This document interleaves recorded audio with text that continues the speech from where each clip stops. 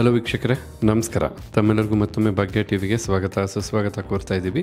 ಭಾಗ್ಯ ಮತ್ತು ಗಿರೀಶ್. ಸ್ನೇಹಿತರೆ, ಇವತ್ತಿನ ವಿಡಿಯೋದಲ್ಲಿ ಬೇಳೆ ಸಾರು, ಅದರಲ್ಲೂ ಬೆಂಡೆಕಾಯಿಯನ್ನು ಹಾಕಿ ಮಾಡಿದಂಥ ಬೇಳೆ ಸಾರನ್ನು ಯಾವ ರೀತಿ ಮಾಡೋದು ಅಂತ ತಿಳಿಸ್ಕೊಡ್ತಾ ಇದ್ದೀವಿ. ಖಂಡಿತ ಈ ರೀತಿಯಾದಂಥ ಸಾರು ಅನ್ನಕ್ಕೆ, ಚಪಾತಿಗೆ, ಮುದ್ದೆಗೆ ಎಲ್ಲದಕ್ಕೂ ಬಹಳ ಚೆನ್ನಾಗಿ ಹೊಂದ್ಕೊಳ್ಳುತ್ತೆ. ಹಾಗೆ ಬನ್ನಿ, ಬೆಂಡೆಕಾಯಿ ಬೇಳೆ ಸಾರು ಮಾಡೋದಕ್ಕೆ ಏನೆಲ್ಲ ಪದಾರ್ಥಗಳು ಬೇಕು, ಹಾಗೆ ತಯಾರು ಮಾಡ್ತಕ್ಕಂಥ ವಿಧಾನ ಹೇಗೆ ಅಂತೀಗ ನೀವು ನೋಡ್ಕೊಳ್ಳೋರಂತೆ. ಮೊದಲಿಗೆ ಅರ್ಧ ಲೀಟ್ರಷ್ಟು ನೀರನ್ನು ಬಿಸಿ ಮಾಡ್ಕೊಳ್ತಾ ಇರ್ತಕ್ಕಂಥದ್ದು. ಹೀಗಿಲ್ಲಿ ಕುಕ್ಕರ್ಗೆ ಅರ್ಧ ಲೀಟರ್ ನೀರು ಹಾಕಿದ್ವಿ, ಕಂಪ್ಲೀಟಾಗಿ ಬಿಸಿಯಾಗಿರ್ತಕ್ಕಂಥದ್ದು. ಈ ರೀತಿ ನೀರು ಬಿಸಿ ಆದ ನಂತರ ಅರ್ಧ ಕಪ್ ಅಳತೆಯ ತೊಗರಿ ಬೇಳೆನ 10 ನಿಮಿಷ ನೀರಲ್ಲಿ ನೆನೆಸಿ ತದನಂತರ ಒಮ್ಮೆ ನೀಟಾಗಿ ತೊಳೆದು ಬಳಸ್ತಾ ಇರ್ತಕ್ಕಂಥದ್ದು. ಈ ರೀತಿ ತೊಗರಿ ಬೇಳೆನೂ ಹಾಕಾದ ನಂತರ ನಾವಿಲ್ಲಿ 4 ಟೊಮೊಟೊ ಹಣ್ಣನ್ನು ಈ ಒಂದು ಸೈಜಲ್ಲಿ ಕಟ್ ಮಾಡಿ ಬಳಸ್ತಾ ಇರ್ತಕ್ಕಂಥದ್ದು. 4 ಟೊಮೊಟೊ ಹಣ್ಣಲ್ಲಿ 2 ಆಪಲ್ ಟೊಮೊಟೊ ಹಣ್ಣು, 2 ನಾಟಿ ಟೊಮೊಟೊ ಹಣ್ಣನ್ನು ಬಳಸ್ತಾ ಇರ್ತಕ್ಕಂಥದ್ದು. ಟೊಮೊಟೊ ಹಣ್ಣನ್ನು ಹಾಕಾದ ನಂತರ 1 ಟೀ ಸ್ಪೂನಷ್ಟು ಎಣ್ಣೆನ ಹಾಕಿ ಈಗ ನೀರು, ಎಣ್ಣೆ, ಟೊಮೊಟೊ ಹಣ್ಣು ಜೊತೆಗೆ ತೊಗರಿಬೇಳೆ ಎಲ್ಲನೂ ಚೆನ್ನಾಗಿ ಬೆರೆಯೋ ಹಾಗೆ ಮಿಕ್ಸ್ ಮಾಡ್ಕೋಬೇಕು. ಮಿಕ್ಸ್ ಮಾಡಿದ ನಂತರ ಕುಕ್ಕರ್ ಲಿಡ್ಡನ್ನು ಮುಚ್ಚಿ 3 ವಿಸಲು ಕೂಗಿಸ್ಕೊಂಡು ಬೇಳೆನ ಬೇಯಿಸ್ಕೋಬೇಕಾಗತ್ತೆ.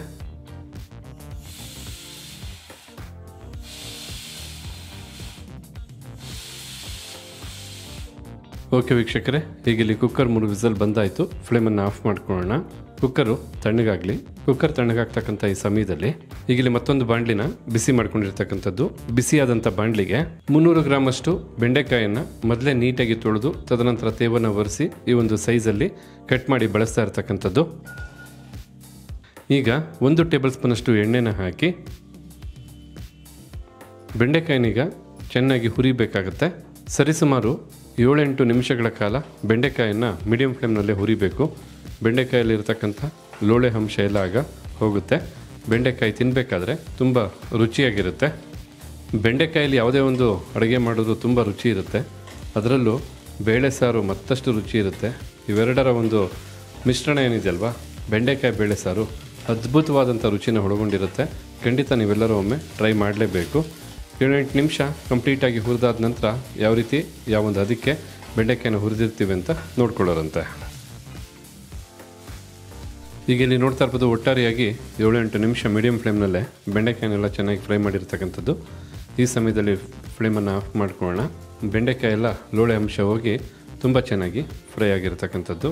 ಈ ರೀತಿಯಾಗಿ ಬೆಂಡೆಕಾಯಿ ಹುರಿದಂಥ ಈ ಹೊತ್ತಲ್ಲಿ ಚೆನ್ನಾಗಿ 3 ವಿಸಲ್ ಕೂಗಿ ಬಿಸಿಯಾಗಿದ್ದಂಥ ಕುಕ್ಕರು ಕಂಪ್ಲೀಟಾಗಿ ತಣ್ಣಗಾಗಿರ್ತಕ್ಕಂಥದ್ದು.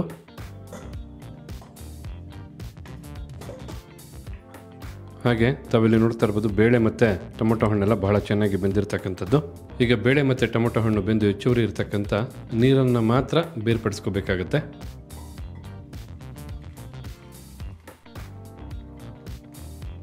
ಈ ರೀತಿ ಬೇಳೆ ಬೆಂದು ಹೆಚ್ಚುವರಿ ಇರತಕ್ಕಂಥ ನೀರನ್ನು ಮತ್ತೆ ನಾವು ಸಾರು ಮಾಡೋದಕ್ಕೆ ಬಳಸ್ತೀವಿ. ಆದರೆ ಈಗ ಚೆನ್ನಾಗಿ ಬೆಂದಿರ್ತಕ್ಕಂಥ ಬೇಳೆ ಮತ್ತು ಟೊಮೊಟೊ ಹಣ್ಣನ್ನು ಬಿಸಿನಲ್ಲೇ ನೀಟಾಗಿ ಮ್ಯಾಶ್ ಮಾಡ್ಕೋಬೇಕಂದ್ರೆ ಮಸ್ಕೋಬೇಕಾಗತ್ತೆ. ಆಗಲೇ ನಿಮಗೆ ಸಾರು ಗಟ್ಟಿ ಮತ್ತು ರುಚಿ ಬರ್ತಕ್ಕಂಥದ್ದು. ಹೀಗಿಲ್ಲಿ ಬೇಳೆ ಮತ್ತು ಟೊಮೊಟೊ ಹಣ್ಣನ್ನು ಭಾಳ ಚೆನ್ನಾಗಿ ಮಸ್ದಾಯಿತು. ನಂತರ ನಾವು ಮೊದಲೇ ಬೇರ್ಪಡಿಸಿದಂಥ ನೀರನ್ನು ಮತ್ತೆ ಕುಕ್ಕರ್ಗೆ ಹಾಕಿ ಮಿಕ್ಸ್ ಮಾಡ್ಕೋಬೇಕಾಗತ್ತೆ. ಯಾಕೆಂದರೆ ನೀರು ಹೆಚ್ಚಿರಬೇಕಾದ್ರೆ ನಾವು ಬೇಳೆ ಮತ್ತು ಟೊಮೊಟೊ ಹಣ್ಣನ್ನು ಮಸಿಯೋದಕ್ಕಾಗಲ್ಲ. ಆದ ಕಾರಣ ನೀರನ್ನು ಬೇರ್ಪಡಿಸಿ ಮತ್ತು ಅದೇ ನೀರನ್ನು ಕುಕ್ಕರ್ಗೆ ಹಾಕಿ ಮಿಕ್ಸ್ ಮಾಡಿರ್ತಕ್ಕಂಥದ್ದು. ಈಗ ಇಲ್ಲಿ ತಾವು ನೋಡ್ತಾ ಇರ್ಬೋದು, ಸಾರು ಮಾಡೋದಕ್ಕೂ ಮೊದಲೇ ಅಂದರೆ ಸರಿಸುಮಾರು ಒಂದು 10 ನಿಮಿಷಗಳ ಕಾಲ ಒಂದು ಚಿಕ್ಕ ನೆಲ್ಲಿಕಾಯಿ ಗಾತ್ರದಷ್ಟು ಹುಣಸೆ ಹಣ್ಣನ್ನು 10 ನಿಮಿಷ ನೀರಲ್ಲಿ ನೆನೆಸಿ ಚೆನ್ನಾಗಿ ನೆಂದಿರ್ತಕ್ಕಂಥ ಹುಣಸೆ ಹಣ್ಣನ್ನು ಕಿವುಚಿ ಹುಳಿ ನೀರನ್ನು ಸಿದ್ಧ ಮಾಡ್ಕೋಬೇಕು. ಈ ರೀತಿ ಹುಣಸೆ ಹಣ್ಣಿನ ಹುಳಿ ನೀರನ್ನು ಸಿದ್ಧ ಮಾಡಿದ ನಂತರ ಈ ಒಂದು ಸಾರಿಗೆ ಬೇಕಾದಂಥ ಒಗ್ಗರಣೆ ಮಾಡೋದಕ್ಕೋಸ್ಕರ ಮತ್ತೊಂದು ಪಾತ್ರೆನ ಬಿಸಿ ಮಾಡ್ಕೊಳ್ತಾ ಇರ್ತಕ್ಕಂಥದ್ದು. ಬಿಸಿಯಾದಂಥ ಪಾತ್ರೆಗೆ 2 ಟೇಬಲ್ ಸ್ಪೂನಷ್ಟು ಎಣ್ಣೆನ ಹಾಕಿ ಎಣ್ಣೆನ ಬಿಸಿ ಮಾಡ್ಕೊಳ್ಳೋಣ. ನಾವಿಲ್ಲಿ ನಮ್ಮ ಅಡುಗೆಗಳಲ್ಲಿ ಸನ್ಪ್ಯೂರ್ ಅವರ ಫಿಸಿಕಲಿ ರಿಫೈನ್ಡ್ ಸನ್ಫ್ಲವರ್ ಆಯಿಲನ್ನು ಬಳಸ್ತಾ ಇರ್ತಕ್ಕಂಥದ್ದು. ಏಕೆಂದರೆ ಈ ಎಣ್ಣೆಯಲ್ಲಿ ರಿಚ್ ಆಗಿರ್ತಕ್ಕಂಥ ವೈಟಮಿನ್ಸ್ A, D, E ಹೇರಳವಾಗಿದೆ.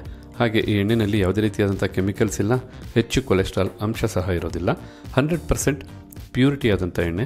ಎಲ್ಲದಕ್ಕಿಂತ ಹೆಚ್ಚಾಗಿ ಭಾರತದ ಏಕಮಾತ್ರ ಪೇಟೆಂಟೆಡ್ ಟೆಕ್ನಾಲಜಿನ ಒಳಗೊಂಡು ತಯಾರು ಮಾಡ್ತಕ್ಕಂಥ ಎಣ್ಣೆ ಆಗಿರೋದ್ರಿಂದ ನಮ್ಮ ಅಡುಗೆಗಳಲ್ಲಿ ಸನ್ಪ್ಯೂರ್ ಅವರ ಫಿಸಿಕಲಿ ರಿಫೈನ್ಡ್ ಸನ್ಫ್ಲವರ್ ಆಯಿಲನ್ನು ಬಳಸ್ತಾ ಇರ್ತಕ್ಕಂಥದ್ದು. ಹೀಗಿಲ್ಲಿ ಎಣ್ಣೆ ಬಿಸಿಯಾಗಿದೆ, ಸ್ವಲ್ಪ ಸಾಸಿವೆನ ಹಾಕಿ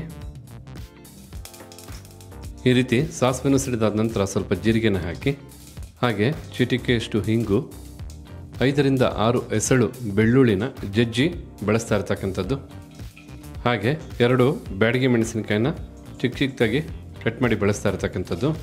ಅದೇ ರೀತಿಯಾಗಿ ಈ ಒಂದು ಹದದಲ್ಲಿ ಕಟ್ ಮಾಡಿದಂಥ 1 ಈರುಳ್ಳಿನ ಹಾಕಿ, ಈರುಳ್ಳಿ ಜೊತೆಗೇ ಸ್ವಲ್ಪ ಕರಿಬೇವಿನ ಸೊಪ್ಪನ್ನು ಹಾಕಿ ಸರಿಸುಮಾರು 3ರಿಂದ 4 ನಿಮಿಷ ಮೀಡಿಯಂ ಫ್ಲೇಮ್ನಲ್ಲೇ ಈ ಈರುಳ್ಳಿನೆಲ್ಲ ಫ್ರೈ ಮಾಡ್ಕೋಬೇಕಾಗತ್ತೆ. ಈಗ ಇಲ್ಲಿ ಈರುಳ್ಳಿ ಮತ್ತು ಮಿಕ್ಕೆಲ್ಲ ಪದಾರ್ಥನೂ 3ರಿಂದ 4 ನಿಮಿಷ ಮೀಡಿಯಂ ಫ್ಲೇಮ್ನಲ್ಲೇ ಚೆನ್ನಾಗಿ ಫ್ರೈ ಮಾಡಾಯಿತು.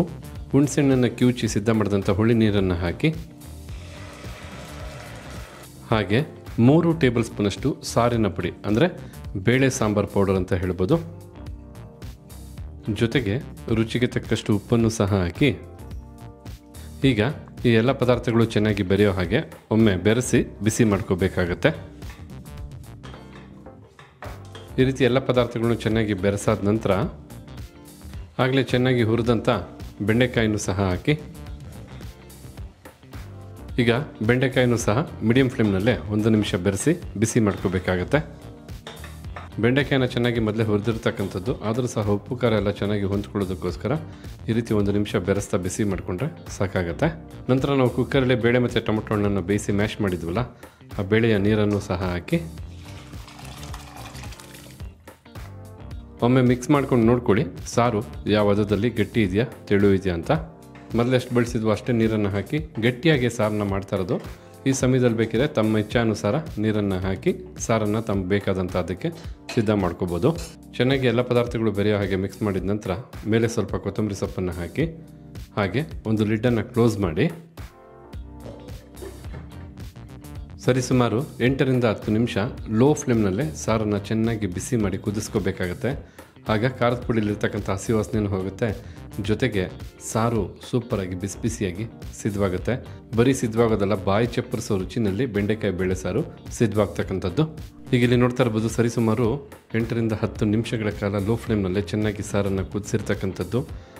ಘಮ ಅಂತ ಒಳ್ಳೆ ಅರೋಮ ಬರ್ತಾ ಇದೆ. ತುಂಬ ಗಟ್ಟಿಯಾಗಿ ತುಂಬ ರುಚಿಕರವಾಗಿ ಬಿಸಿ ಬಿಸಿಯಾಗಿರ್ತಕ್ಕಂಥ ಬೆಂಡೆಕಾಯಿ ಬೇಳೆ ಸಾರಿದು. ಬಿಸಿನಲ್ಲೇ ಒಮ್ಮೆ ಮಿಕ್ಸ್ ಮಾಡಿಕೊಂಡ್ರೆ ಸಾಕು, ಹಾಗೆ ನೀವು ಬಿಸಿನಲ್ಲೇ ಬಡಿಸ್ಬೋದು ಅಂತ ಹೇಳ್ತಾ ಈ ಸಮಯದಲ್ಲಿ ಫ್ಲೇಮನ್ನು ಆಫ್ ಮಾಡ್ಕೊಳ್ಳೋಣ. ಹಾಗಿದ್ರೆ ಇವತ್ತಿನ ವಿಡಿಯೋದಲ್ಲಿ ನಾವು ಮಾಡಿ ತಿಳಿಸಿದಂಥ ಬೆಂಡೆಕಾಯಿ ಬೇಳೆ ಸಾರು ರೆಸಿಪಿ ತಮಗೆಲ್ಲರಿಗೂ ಇಷ್ಟ ಆಗಿದೆ ಅಂತ ತಿಳ್ಕೊಂಡಿದ್ದೀನಿ. ಇಷ್ಟ ಆಗಿದ್ದರೆ ವಿಡಿಯೋಗೆ ಒಂದು ಲೈಕ್ ಮಾಡಿ, ಹಾಗೆ ಈ ರೆಸಿಪಿ ಬಗ್ಗೆ ತಮಗಿರ್ತಕ್ಕಂಥ ಅನಿಸಿಕೆ ಅಭಿಪ್ರಾಯನ ತಿಳಿಸೋದನ್ನು ಮರಿಬೇಡಿ. ಎಲ್ಲದಕ್ಕಿಂತ ಹೆಚ್ಚಾಗಿ ಈ ವಿಡಿಯೋನ ಮತ್ತೊಬ್ಬರಿಗೂ ಹೆಲ್ಪ್ ಆಗೋ ಹಾಗೆ ಶೇರ್ ಮಾಡಿ ಅಂತ ಹೇಳ್ತಾ ತಮಗೆಲ್ಲರಿಗೂ ಧನ್ಯವಾದನ ತಿಳಿಸ್ತಾ ಇದ್ದೀವಿ. ಮತ್ತೊಂದು ಹೊಸ ವಿಡಿಯೋದಲ್ಲಿ ಹೊಸ ರೆಸಿಪಿ ಜೊತೆ ತಮ್ಮನ್ನು ಭೇಟಿ ಮಾಡ್ತೀವಿ. ಅಲ್ಲಿವರೆಗೂ ನಮಸ್ಕಾರ ವೀಕ್ಷಕರೇ.